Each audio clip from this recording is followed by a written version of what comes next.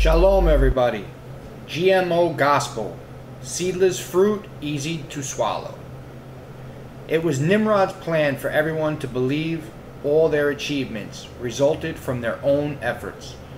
Nimrod blamed Yahuwah for the great flood and intended to build a tower so high there would be no way it could ever happen again.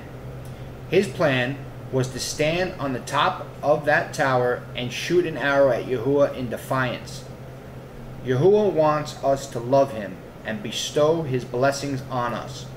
The dragon does everything possible for hatred to flourish. Other men rose up after Nimrod with the same spiteful attitude towards Yahuwah. Antiochus Ephes enforced severe laws against obeying the commandments of Yahuwah. Constantine and the church councils did the same. Today we live in a world where those who obey Yahuwah's Torah are hated. Nimrod, Antiochus, Isabel, and Constantine's will is being done. The GMO gospel is a message that contains no seeds and is just as easy to eat as a seedless watermelon. Because it's seedless, it's unable to reproduce itself. Yahuwah calls the changing of his word wormwood. Teachers talk about the fruit endlessly, but what about the good seed? They don't teach the commandments, but claim they were done away with at the stake or nailed to the cross. Was the Torah nailed to the stake? The Cheographin is a legal term cited at Colossians chapter 2 verse 14. It is a list of accusations against the defendant. It's a list of our sins, translated as the certificate of debt that was against us. As lawlessness increases, love grows cold. Teachers mislead us. Man does not live by bread alone, but by every word that proceeds from the mouth of Yahuwah. It trains us to love. If his word is altered, the good seed becomes tares. Men changed his words and have broken the eternal covenant. It alone is the good seed. What is taught is GMO, a genetically modified organism. It's mixed with the doctrines of demons and is poisoned with water. This is wormwood, the star that poisons the waters, people on the earth. Our physical body needs bread, but our inner component needs the seed, also known as living water. The 10 Commandments teach us how to love. We can identify a tree by the fruit behavior, and if that fruit reflects the same walk as Yahusha, the tree is a good tree. The one not guarding the commandments does not know him or belong to him. 1 John chapter 2 verses 3 to 7. Seedless fruit is easy to eat because there are no seeds to deal with. And yet the seeds are what propagates the plant to make more of itself. A male donkey and female horse produce a mule, and a mule cannot reproduce. It is a hybridized mongrel that is what happened when the true faith mixed with the customs of the pagan world at Alexandria, Egypt. Church fathers. They shunned the Torah practiced by the Yehudim and became hybridized sun worshippers. To the Torah and to the witness, if they do not speak according to this word, it is because they have no daybreak. Isaiah chapter 8 verse 20. Those who forsake the Torah praise the wrong. Those who guard the Torah strive with them. Proverbs chapter 28, verse 4. I'm going to read that again slowly. Those who forsake the Torah praise the wrong. Those who guard the Torah strive with them. Proverbs chapter 28, verse 4. Who is serving the dragon? And who is serving Yahusha? The evidence will reveal which one. If we change the words of Yahuwah, we are feeding on wormwood. Pastors repeatedly claim they are not under the law, and we don't live by the old law because Yahusha fulfilled the law for us. They say our deliverance, and they say obedience is no longer required for our deliverance. And we only have to believe in the atoning work of our high priest, Yahusha. They even say the Torah was our curse, and we are no longer under the law. People who obey are legalists. This is another word for heretics, those who live according to a false gospel. If that is the case, then why does the dragon make war with a remnant who keep the commandments of Yahuwah and acknowledge Yahusha? A text about the end of days? See Revelations chapter 12, verse 17. Who are those making war on the Hebrew roots and the Nazarene who teach obedience? This shows who they fight against. And the dragon was enraged with the woman, and he went to fight with the remnant of her seed, those guarding the commands of Elohim and possessing the witness of YAHUSHA HaMashiach. Revelations chapter 12, verse 17. Mother of harlots. Christianity misidentifies itself as Israel, failing to recognize itself to be the mother of harlots. Who should we identify with, the commandment, guardians, or the harlot?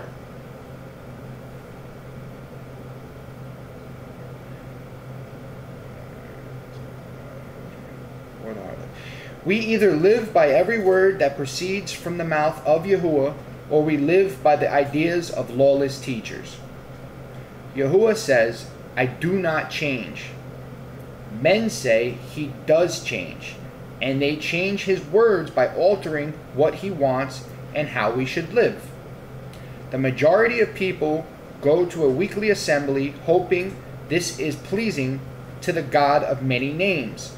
They hope to learn more about under their steeple, a pillar which Yahuwah told us to never construct. See Leviticus chapter 26, verse 1. They are not taught the good seed, the 10 commandments, but they are taught all about the hybrid fruit. The fruit reflects a rich Hindu flavor. Pillars, obelisks, statues, holy water, halos, Ravi Vara, Lord's Day, the first day of the week, bead praying, rosary beads, and much more. We need to recognize the influences of the mother of harlots in our lives and turn away from all delusional religious behavior by living by Yahuwah's words. The fruit is the behavior, the result of what we have sown in our hearts. The seed is the covenant, the vows we live by as the bride of Yahusha. If we are taught alterations of the 10 commandments by men, we are living on wormwood. If we support men who teach the wormwood, we help infect many others who might otherwise have obeyed the Torah, the truth. Wormwood is deadly poison. We can talk about the hybrid fruit all day long, but without the good seed of our lives, we'll only produce weeds, and we will be part of the crowd that chokes out the wheat, fighting truth. Yahuwah told us he was coming to burn the earth because of this one thing. The earth is completely emptied and utterly plundered, for Yahuwah has spoken this word. The earth shall mourn and wither. The world shall languish and wither. The haughty people of the earth shall languish, for the earth has been defiled under its inhabitants, because they have transgressed the Torah, changed the law, broken the everlasting covenant. Isaiah chapter 24, verses 3 and 4. This occurs on the day of Yahuwah, at the return of Yahusha. Venom is in their mouths.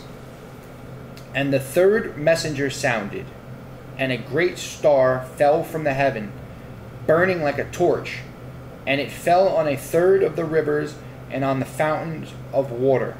And the name of the star is called Wormwood. And a third of the waters became wormwood, and many died from the waters, because they were made bitter. Revelation chapter 8, verses 10 and 11. O you who are turning right ruling to wormwood, and have cast down righteousness to the earth. Amos chapter 5, verse 7. This describes the alteration of his words taught by false teachers. And Yahuwah says, because they have forsaken my Torah, which I set before them, and have not obeyed my voice, nor walked according to it, but they have walked according to the stubbornness of their own heart, and after the Baalim, lords, which their fathers had taught them. Therefore, thus said Yahuwah, the Elohim of Israel, see, I am making this people eat wormwood, and I shall make them drink poisoned water, and I shall scatter them among the Gentiles, whom neither they nor their fathers have known. And I shall send a sword after them until I have consumed them. Jeremiah chapter 9, verses 13 through 16. Literal and figurative. Misinterpretations cause deceptions. Check these idioms at Psalms chapter 1, verse 3. He is like a tree planted by streams of water, which yields its fruit in season, and whose leaf does not wither. If we take idioms to be literal, we can miss important perspectives. Yahuwah often expresses abstract thoughts in figurative language. A person meditating on the Torah of Yahuwah is like these things. Tree is upright, righteous one. Streams of living water are the words of Torah, the good seed. Fruit is good character, behavior. Unwithered leaf is prosperity. Live by every word of Yahuwah, not wormwood. Being held in a demonic stronghold is like a computer virus corrupting our thinking. When we are influenced by men's teachings and false teaching authorities, it is like drinking the water downstream from the herd. We have to reprogram our thinking by renewing our minds. Oh, the depth of riches and wisdom and knowledge of Elohim, how unsearchable his judgments and untraceable his ways. For who has known the mind of Yahuwah, or who has become his counselor, or who first gave to him, and it shall be given back to him? Because of him, and through him, and to him are all, to whom be esteem forever. Amen. I call upon you, therefore, brothers, through the compassions of Elohim, to present your bodies a living offering set apart, well-pleasing to Elohim, your reasonable worship, and do not be conformed to this world, but be transformed by the renewing of your mind, so that you prove what is that good and well-pleasing and perfect desire to Elohim. Romans chapter 11, verse 33, and chapter 12, verse 2. Isabel's wormwood. Revelation chapter 2 reveals the teachings of Isabel have corrupted the assembly. She is the church, aka Serche or Kirk. Witchery causing drunkenness through false teachings held in a golden cup. Babel. At Revelation chapter 18, this same woman is called the mother of harlots. To the Torah and to the witness. If they do not speak according to this word, it is because they have no daybreak. Isaiah chapter 8, verse 20. The will of the dragon we know that was in Nimrod, Antiochus, Isabel, and Constantine has everyone violating the everlasting covenant.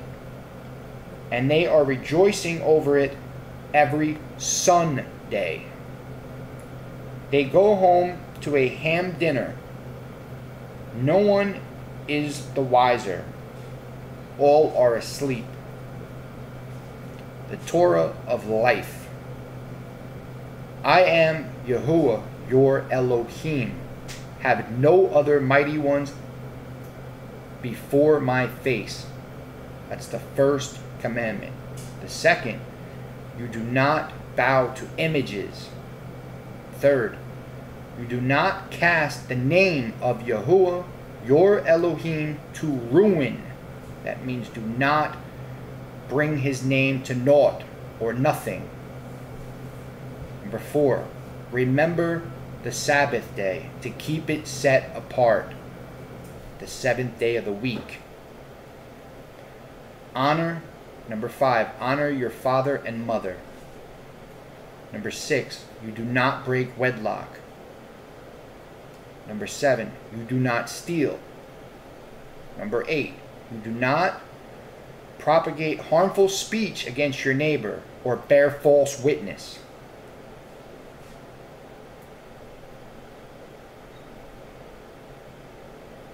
You do not covet your neighbor's wife, house, servants, animals, or anything that belongs to your neighbor.